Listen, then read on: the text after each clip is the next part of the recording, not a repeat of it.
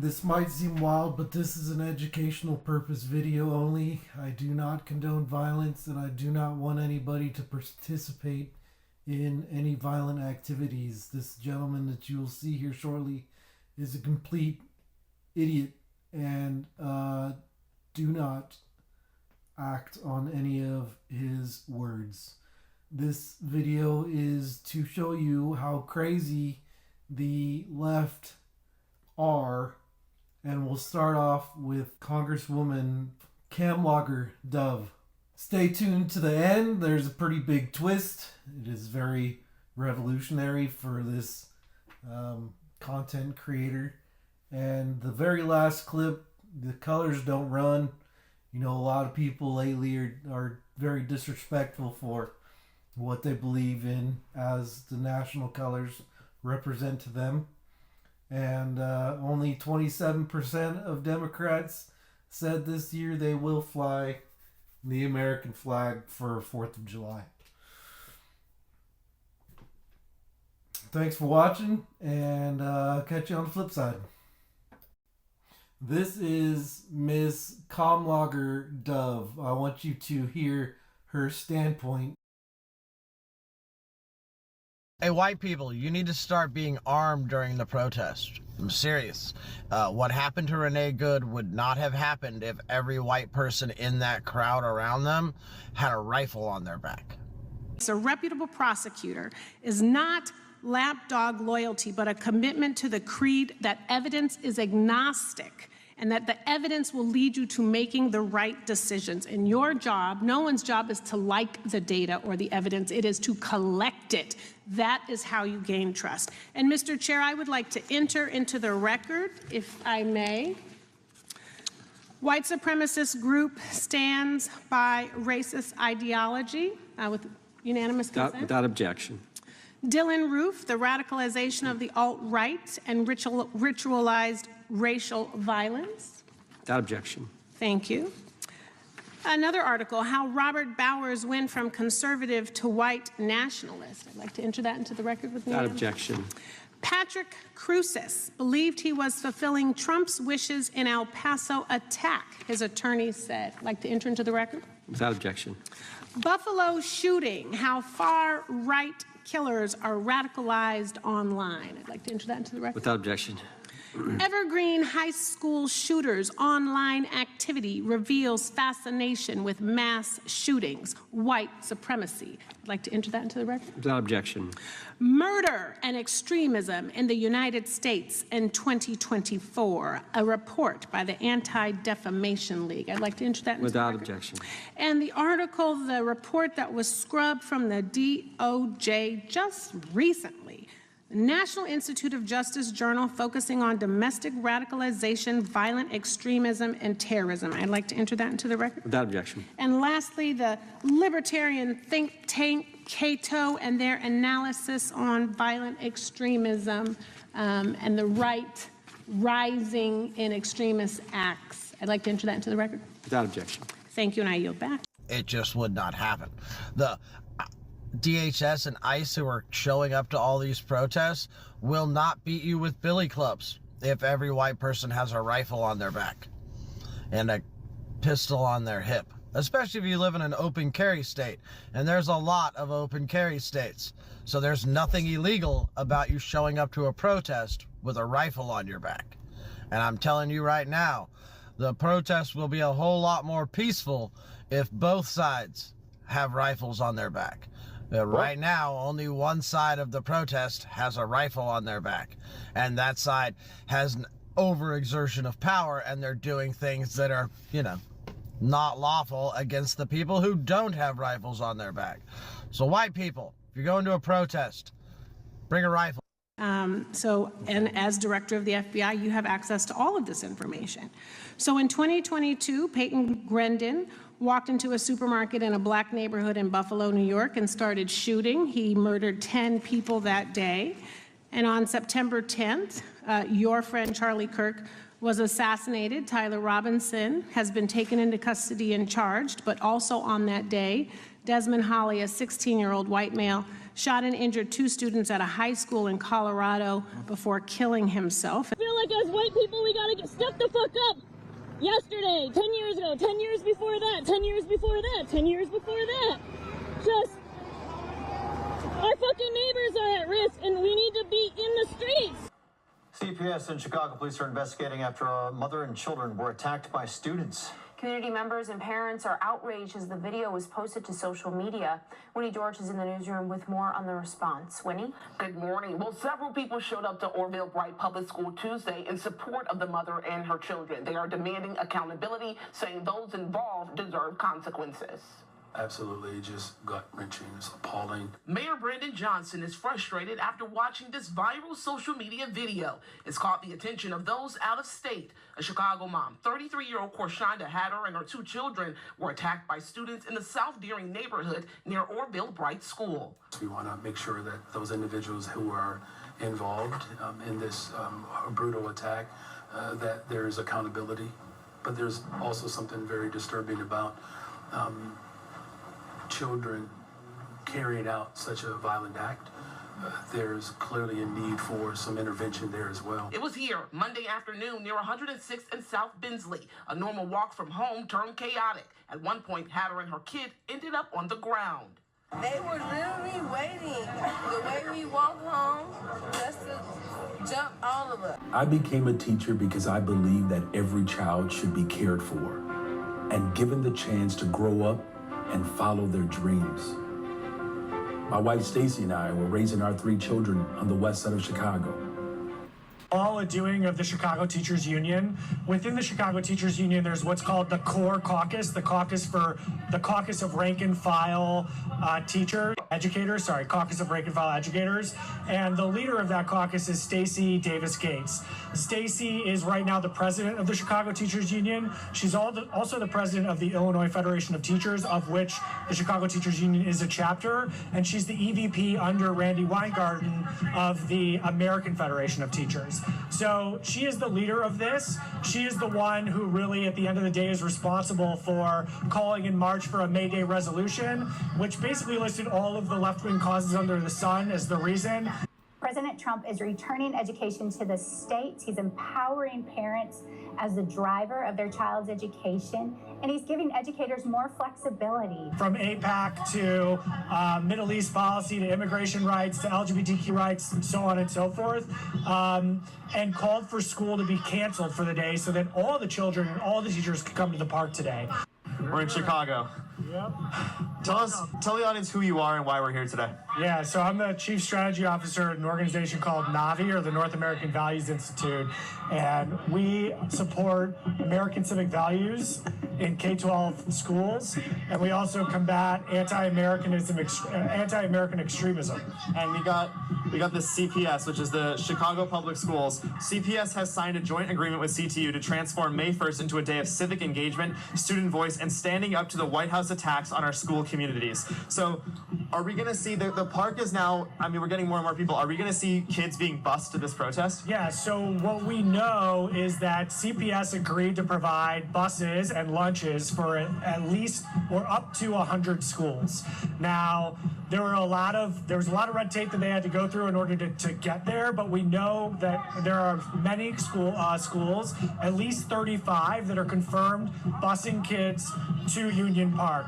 That means that taxpayer money is paying for buses to take kids out of school during the school day to a park for a partisan political rally. So, yeah, it's really messed up. It's high schools, and we do believe that a couple of elementary schools are participating. To the work that your husband's company and that you are doing to America's youth to make them racist, narrow-minded, hateful, and crazy is an absolute disgrace. And thank you for the outfit, #inspo. Every fucking day.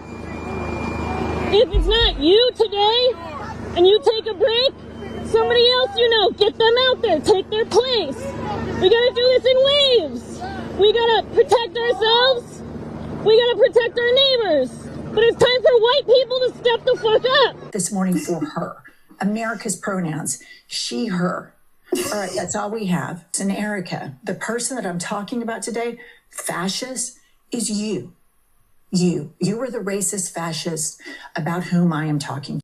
I want to jump in here and just express how much hate there is towards certain people, and it's not coming from only one particular group. It's a party, it's a political party. These maniacs are full of hate. And I kind of wanted to point it out with this video. That was one of the topics that I wanted to convey.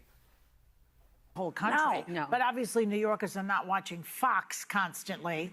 And so and they're not afraid of the term democratic socialism. If I fall down, I want an ambulance. If my house is on fire, bring your hose. You know what I mean?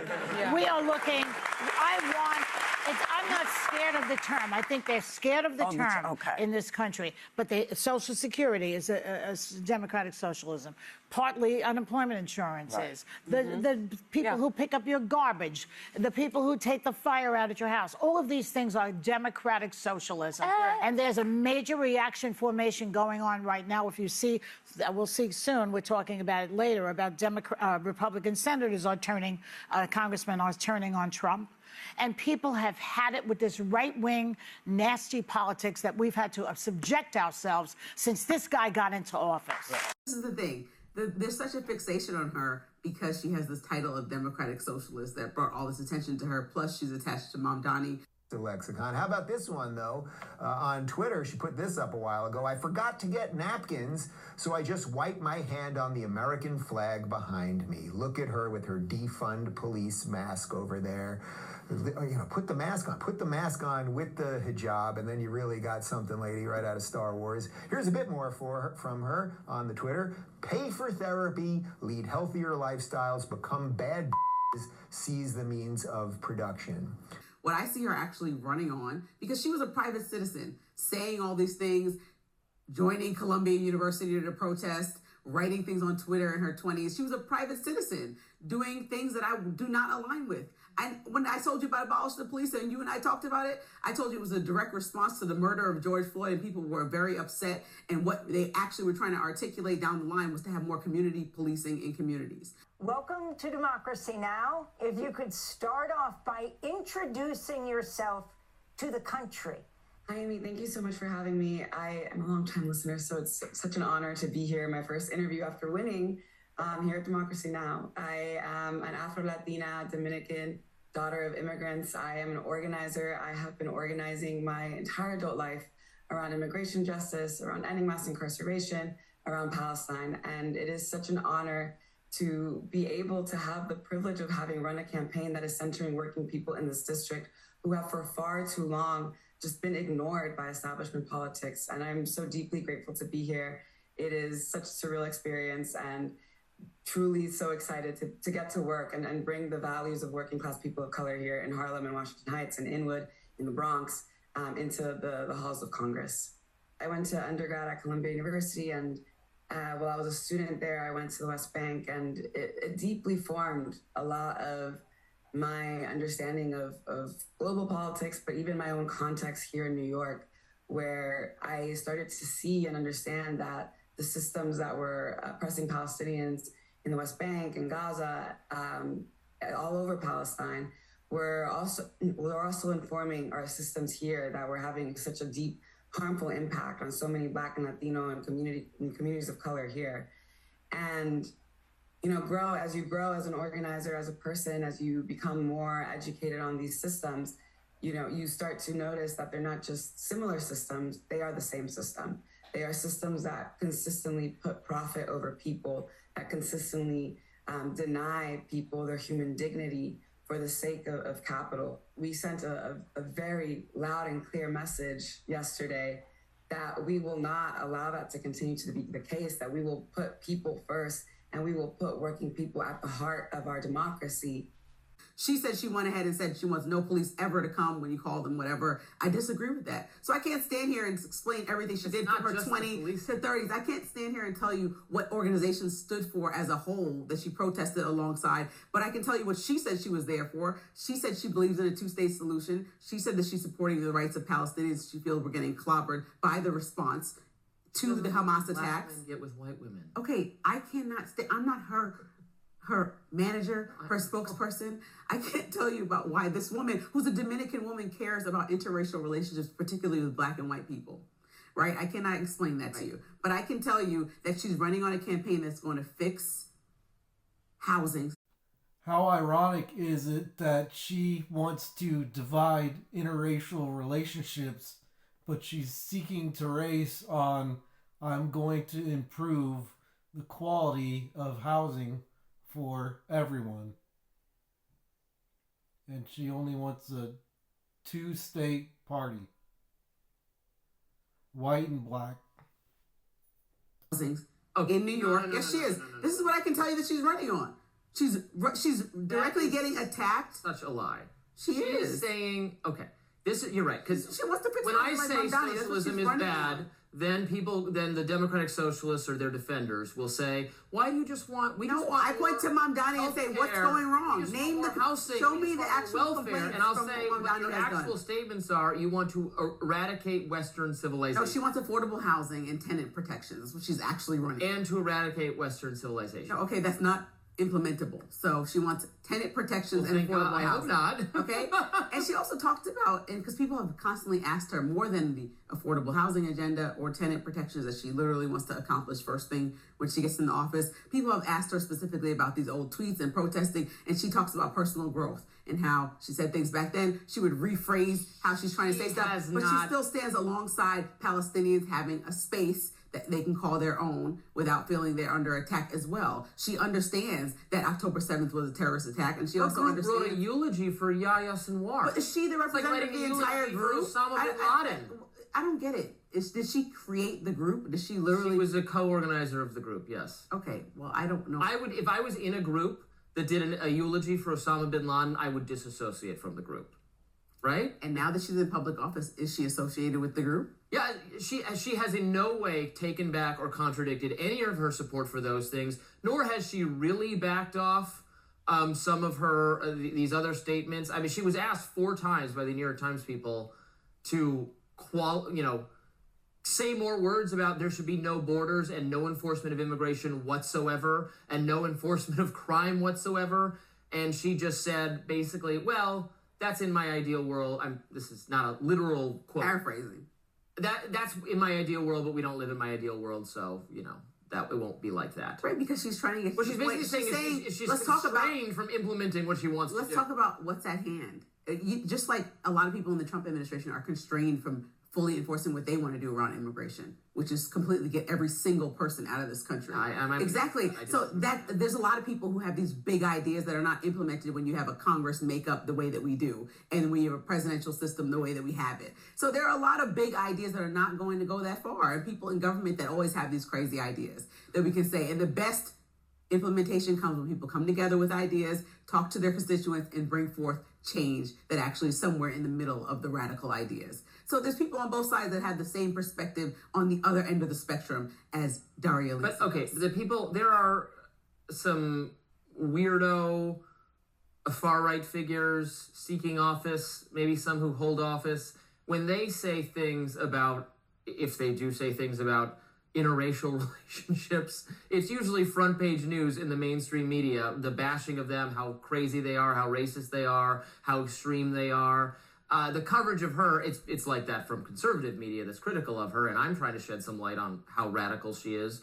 But I'm not seeing... I saw a piece in the New York Times. I saw a piece in the New York Times breaking down who is Daria Lisa Avila and Chevalier. Bullet point 17 out of 20 is that, she had some interesting tweets. Go read them if you'd like. They're not skipping over it, though. Lindsay, this is she literally just won an election. Don't you think that's the most relevant headline for today? Extreme person to ever be elected to Congress, period, in the history of the United States. Is anyone prepared to seriously argue otherwise? This is by far She's not been elected yet, but she is all but guaranteed to win. You know, this is the primary. If there's any kind of Republican opponent, I hope the guy she defeated runs as an independent or something. I don't know if that can happen. She is all but guaranteed to be seated, and I think that is a travesty because she is so far outside the bounds of normal. And I think that would be easily recognized if she was outside the bounds in a MAGA way, but she's outside the bounds in a left. Outside the bounds of normal is Ken Paxton saying that he wants to get rid of the filibuster when most people in Congress don't want to get rid of the filibuster. And he literally said that's going to make his agenda because he wants to align with President Trump. That's outside the bounds of A lot of Democrats want to get rid of the filibuster. They don't want to get rid of it to implement conservative policy, but they want to get rid of it to implement... Yeah, and then you go down the line and it's going to flip-flop. So everybody who understands politics knows that if you get rid of this filibuster, it's going to hurt both sides. I agree. That's why I don't want to do that, but I don't think this candidate... example of radicalism at all. No, I'm saying there's people who go against what everybody else is wanting. So she can say that she wants to get rid of all police. It doesn't really matter. She's not going to get rid of all police. And so you want to just obsess over the fact that this woman won. People like Ken Paxton won their primaries as well. We have a whole election season to come. But I hope he loses. I don't want him to win. I think he's a bad guy. I think he's personally corrupt, and he should not be in Congress. So you prefer James Tallarico then? You can say that on record. I would not vote for either of them. So you sit out and move away from your duty as an American citizen. If I don't like the choices, I don't need to participate. But that's neither here nor there. This woman is insane, and her views are toxic and un-American. She hates America. She said she would like to defile the American flag. She said that. Why? She came here too, and I can't recall off the top of my head whether she's a first-generation immigrant or she came as an immigrant or her parents are immigrants. I can't, to come to this country, be taken in by this country, and then hate this country and want it wiped off the map. Please don't serve in Congress if that's how you feel. I mean, you are, that alarms me that your passion is to then have say over how the rest of us live our lives. I am very shocked and appalled that this person will be in Congress. I agree with that part. I think that Tucker Carlson and Marjorie Taylor Greene, they supported Trump in spite of the fact that, in my view, he is a racist, he is a homophobe, he is a malignant narcissist, Anti-Semite. He's an anti-Semite, they were okay with all of those things. Wants to talk about eliminating the Electoral College. Talk about a threat to democracy. I think that there is some real shaking up that we have to do of the rules and the structure. And does that get rid of the Electoral College? I think that should be a discussion that we should have. I don't think we should eliminate that as a point of discussion for potential action. Yes, she's a ditzy threat to democracy, and it wouldn't be a Kamala interview without an incoherent word salad, an attempt to inspire her fellow man with rambling, nonsensical motherhood statements. I really, truly believe this. We each have light inside of us, and we need to know that that is what inspires our hope as much as anything external to ourselves. And when we feel that and not allow an election or an individual to dampen that light, and instead let that light kind of carry some particular moments of darkness, that we not only act on that hope, but we inspire that hope in each other. And in particular at this moment, it is so important that we not only have hope, but that we understand that that should be a verb. I'm actually glad that Charlie Kirk was murdered, but probably not for the reason you think. I was at work when I first found out. A fellow employee had wandered up to me, cell phone in hand, and asked, "Did you hear that Charlie Kirk just got assassinated?" And I, without even a moment's hesitation, responded, "Good! Fuck that Nazi white supremacist piece of shit!" I had never before witnessed such a perfectly blended expression of disgust, disappointment, sadness, and surprise, all through the window of another man's eyes, or experienced a silence so uncomfortable as the one that followed. And although that look on his face now haunts me more and more with each passing day, at the time, it only made me distrustful and upset. But little did I know that the sentence which followed would end up becoming the most profoundly psychologically impactful question that I've ever been confronted with. Have you ever actually watched any of his debates? I decided to end the conversation immediately. This man was clearly a lost cause, one of those intellectually dishonest Kool-Aid drinking types who refuses to engage in good faith with any perspective which contradicts their outstandingly narrow and propagandized worldview. And by this man, I mean me. Because I hadn't actually watched any of his debates. I was basing literally every single thing I believe about a human being with thousands of hours worth of publicly available recordings of himself openly expressing his opinions on a small handful of out-of-context clips that had been curated for me by algorithms and media organizations being funded by the political opposition. I foamed at the mouth, right along with the rest of those rabid and bloodthirsty dogs, gleefully mocking those who had been saddened by his death and downplaying the atrocity of it all by suggesting that political violence is just an unfortunate yet necessary step toward our coveted socialist revolution. That is, until I began to notice a common thread. The exact same comment being repeated ad nauseum in nearly every single online space. Have you ever actually watched any of his debates? I didn't think much of it at first. Of course, right-wingers are all regurgitating the exact same talking point. They're in a cult. They're brainwashed. It was an ordinary and boring morning on the day I found out that I am a monster. In that moment where my curiosity got the best of me and I decided to click on some random YouTube thumbnail of Charlie Kirk with his goofy and gummy smile in an attempt to reaffirm my preconceived biases. And it was an unusually stressful afternoon on that very same day when I spoke to my father for the first time in years, despite the fact that he had always loved and supported me unconditionally. And it was a never-ending sleepless night, coming to terms with the fact that literally every single thing I thought I hated about the right, the bigotry, stupidity, violence, vitriol, and narrow-mindedness was actually just an outward projection of hatred toward my own self. Charlie Kirk is my hero. He opened my eyes to the cruel and manipulative nature of our political media, brought my family back together, and taught me how to love again. And to anyone who takes issue or offense with that, I'm going to do exactly what he would have done and challenge you to answer a simple, honest, and straightforward question.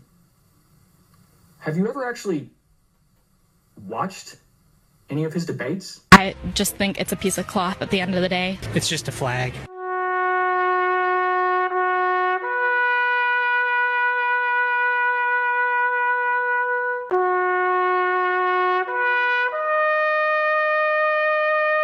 You burn the flag, but ask for rights. You hate this land, but sleep safe at night. You scream stolen land like history's clean, but every nation was born from someone else's dream. You say no one's illegal, but you lock your own doors.